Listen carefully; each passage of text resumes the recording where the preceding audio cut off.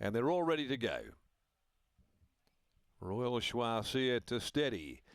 They're off. Missed it by a step. Royal Choiseul. Cressy landed first over on the inside with Ruby Noir. And Rebel Man Truly Reliable, and also going forward Mel Arab shortly after the start. And the deepest of those here at the judge is Zaza Rock. Well, it's Mel Arab who cuts down to the rails, leads for McNaught from Rebel Man. The speed comes off a little. Zaza Rock posted very wide, just trying to get in. Ruby Noir kicks up though to hold it wide. Blue cards in front of those going forward. And Cressy in a muddlingly run first 500 or 600 metres is up there running fourth. A length away is Allegiance, Truly Reliable. 2 lengths further back, She's Our Witness. Over on the inside to Royal Choiseul. Followed further back by Riding Hood Fame, then Mashuko, and last is Gin and Swanwick. About 10 lengths covers the field, going over into the back straight at the 1,300 metre mark, where the pilot is Mel Arab, out by a length to Blue Card. A further 2 and a lot more speed on now. Next on the outside is Rebel Man, just shading Cressy. Further back behind those is the odds-on favourite Ruby Noir, just coasting along in the clear for Pike. A length and a half to Allegiance and Zaza Rock, who was forced to go back after being deep early.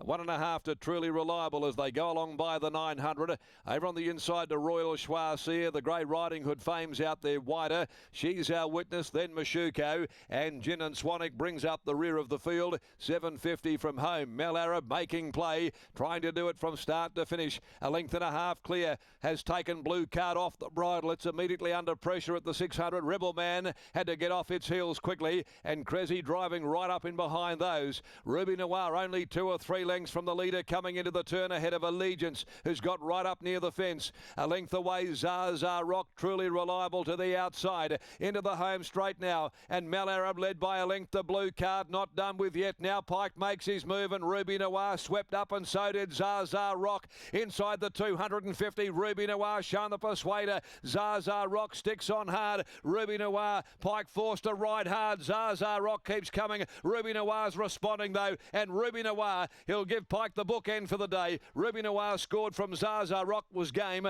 Tight for third, Truly Reliable late. Over on the fence, Blue Card between them, Gin and Swanwick from nowhere. They were followed home by Cressy, then Mel Arab. Followed further back by Royal Choiseul, Allegiance, She's Our Witness, Riding Hood Fame, and Mashuko and Rebel Man back there keeping company with one another at the tail. Ruby Noir gives Willie the second leg of a double. So he wins the first and the last. Ruby Noir had to fight hard to hold off a determined Zaza Rock. And there are 3 in the photo. For third, 4 gets that. It's 6, 5, 4, 11, the interim numbers. 6, 5, 4, 11.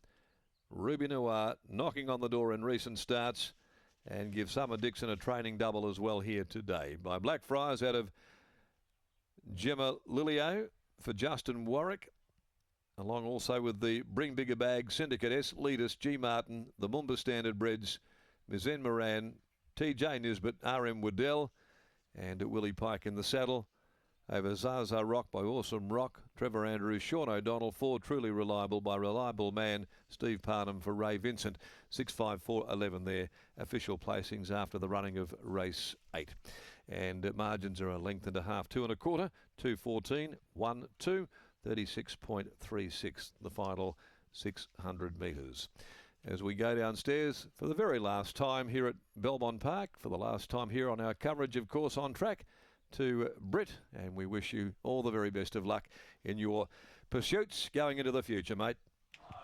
Thank you very much, Darren. What a way to finish, to chat with Summer Dixon after a double here. Summer, congratulations to you. Ruby Noir started a short price favourite off 7 days, and we saw that work to success with Mama Tembu earlier today. As it looked like a similar week behind the scenes for the pair of them, both the same result today.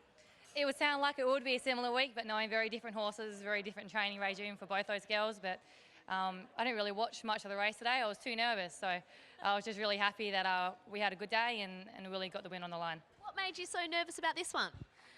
She was backed in very short today. At moments it was $1.65 and things like that. I thought, oh, that's a bit scary.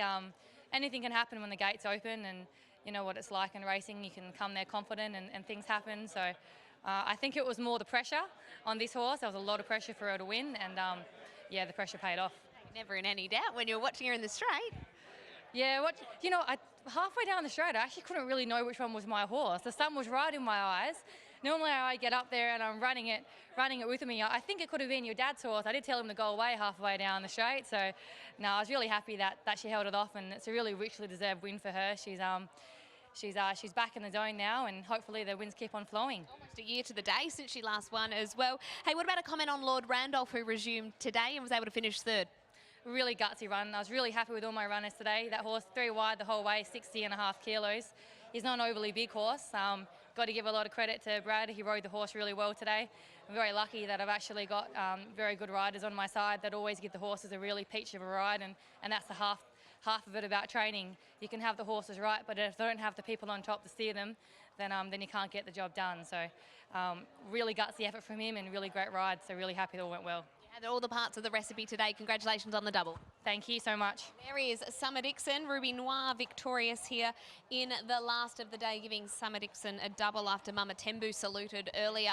Both off 7 days, so both appreciated that turnaround. But as we heard from Summer, very different types of mares. But clearly the stable's in form. Not a huge team Summer has, but the 4 that she brought to the races today should be very proud of. No, and this same combination have the flag bearer for her yard on Saturday. Britain, the Jolly Beggar Stakes. We see the return of Carly's Karma, and Willie Pike will take them out on her. So excited to see what she can produce here first up. No doubt they'll pick out something for her over the carnival. We know that she was in last year's Railway Stakes after she was very making her way through the grades very impressively. She went to a weight for age race, ran second, a very narrow second as well behind Massimo. So she's certainly the kind of mare that flashed ability, huge ability when last in work. Maybe 1,000 metres will be a little bit too short for her, but can't wait to see that race on Saturday. Cannot wait. You see all of the good types of horses resuming. Baby Paris, My Bella May.